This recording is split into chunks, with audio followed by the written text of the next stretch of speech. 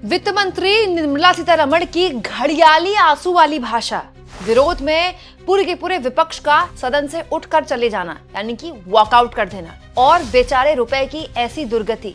दोस्तों, देश के इतिहास में शायद ऐसा कभी देखने को मिला होगा कि संसद चल रही है, भारत की करेंसी लगातार गिर रही है और वित्त मंत्री निर्मला सीतारमण किसको कोस रही है? विपक्ष को कोस रही है। क्यों? क्योंकि उनके हिसाब से विपक्ष जो है वो घड़ियाली आंसू बहाता है।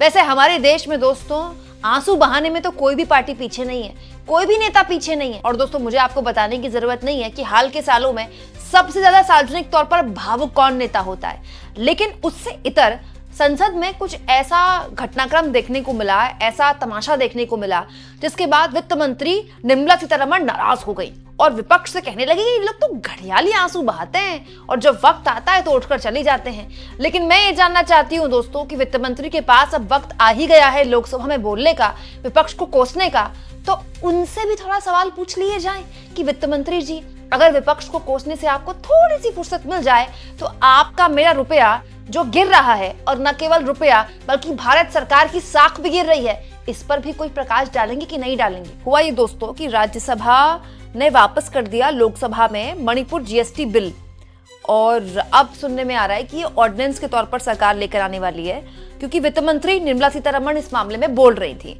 ठीक है। और जीएसटी रिफॉर्म पर भी मोदी जी की तारीफ कर रही थी वित्त मंत्री और बता रही थी कि इकोनॉमी के लिए कितनी फायदेमंद ये रहा। लेकिन उससे पहले विपक्ष ने वॉकआउट कर दिया। लेकिन विपक्ष के वॉकआउट के बाद उठकर चला गया पूरा विपक्ष विरोध के तौर पर। वित्त मंत्री इतनी नाराज हुई कि विपक्ष को कह दिया कि ये तो एक नंबर के घड़ियाली आंसू बहाते हैं। दरअसल दोस्तों, विपक्ष एसआईआर के मुद्दे पर बहस की मांग कर रहा था, ठीक है। मंगलवार दोपहर के बाद ही ये सहमति बनी कि एसआईआर के मुद्दे पर अगले हफ्ते बहस होगी, लेकिन उससे पहले तक सहमति नहीं बनी थी। तो सरकार अपना कामकाज कर रही थी, विपक्ष अपनी मांग कर रहा था। जब विपक्ष की मांग नहीं मानेंगे तो विपक्ष ने वॉकआउट कर दिया।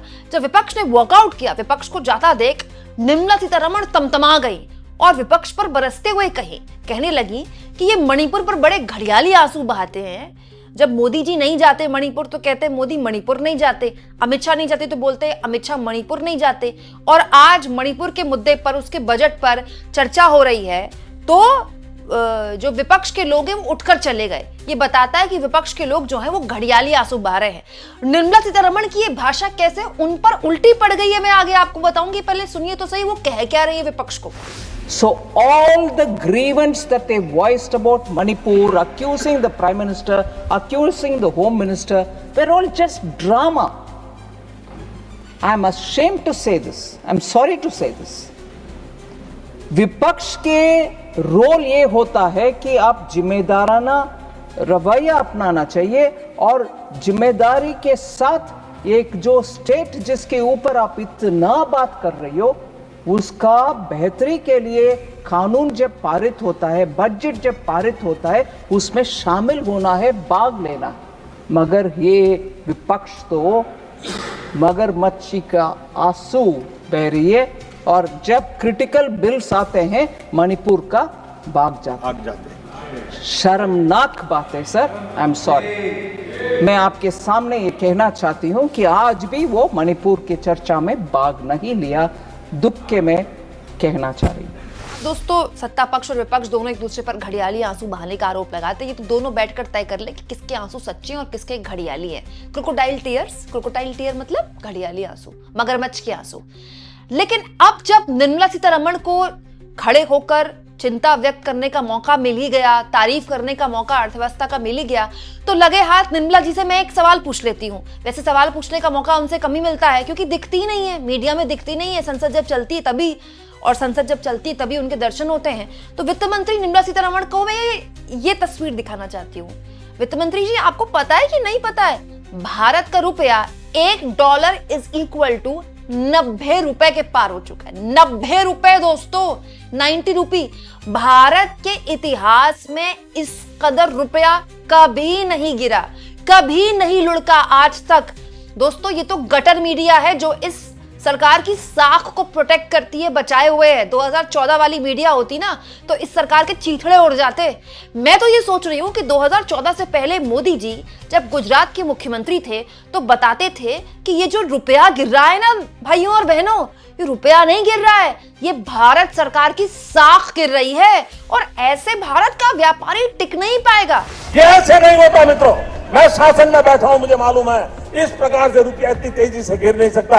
अरे ये नेपाल का रुपया नहीं गिरता है, बांग्लादेश की करेंसी नहीं गिरती है, पाकिस्तान की करेंसी नहीं गिरती, श्रीलंका की करेंसी नहीं गिरती। क्या कारण है हिंदुस्तान का रुपया पतला होता जा रहा है? ये जवाब देना पड़ेगा आपको। देश आपसे जवाब मांग रहा है। जिस प्रकार से डॉलर मजबूत होता जा रहा है, रुपया कमजोर होता जा रहा है, विश्व व्यापार में भारत टिक नहीं पाएगा। हमारे व्यापारी जो माल बाहर भेजते हैं, हमारे व्यापारी जो माल बाहर चलाते हैं, इस बोझ को सह नहीं पाएंगे। इवन भारत सरकार जो चीजें लाती है, भेजती है, उसको सहना मुश्किल हो जाएगा और दिल्ली की सरकार जवाब नहीं दे रही है। सोचिए दोस्तों, ये तो मोदी जी का भाषण तब का है जब रुपया मनमोहन सिंह के जमाने में 60 से 63 के आसपास था। अब बताएं मोदी जी और उनके वित्त मंत्री जी कि इसके लिए किसके सामने कौन घड़ियाली आंसू बहाए, क्योंकि विपक्ष को तो ये सरकार कुछ समझती नहीं। ठीक है, कुछ भी नहीं समझती।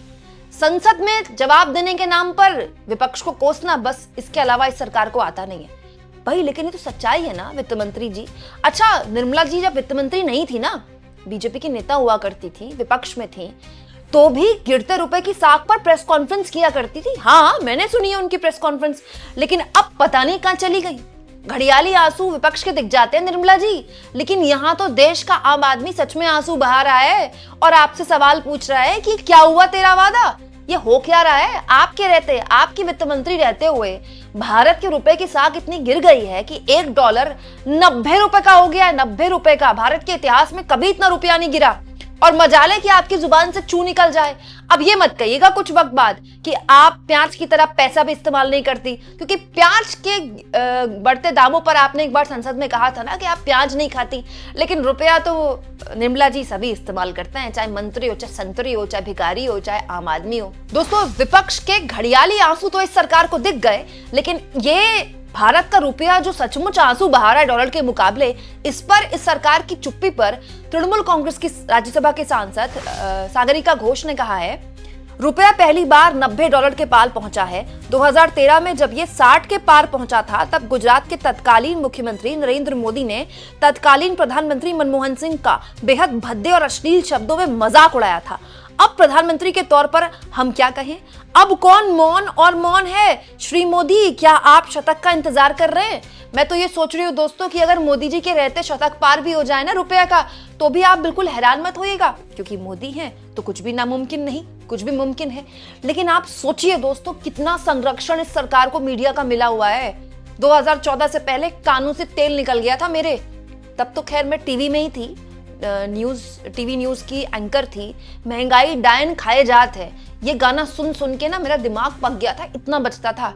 आज आप चले जाइए सब्जी लेने के लिए, अगर 5 लोगों का परिवार है ना और फल और सब्जियां आप हफ्ते भर के लाना चाहते हैं तो कम से कम 2000 का फटका लगेगा आपको। अगर आपके घर में कोई बीमार है, आपको सेब लेना है या फिर अमरूद लेना है या फिर जो सीजन वेजिटेबल्स और फ्रूट्स हैं, अगर 5 लोगों के परिवार के हफ्ते भर की फल सब्जियां लाते हैं तो कम से कम 2000 का फटका लगेगा। इस कदर महंगी हैं इस वक्त सब्जियां।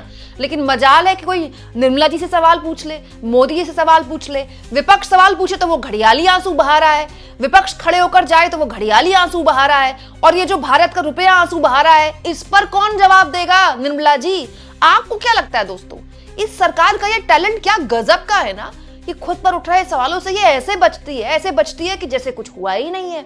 कमेंट बॉक्स में जरूर लिखें और जितना हो सके चैनल को शेयर भी करें, सब्सक्राइब भी करें, और थैंक्स और ज्वाइन के ऑप्शन से अगर आप चाहें तो कुछ आर्थिक मदद भी चैनल की जरूर करें।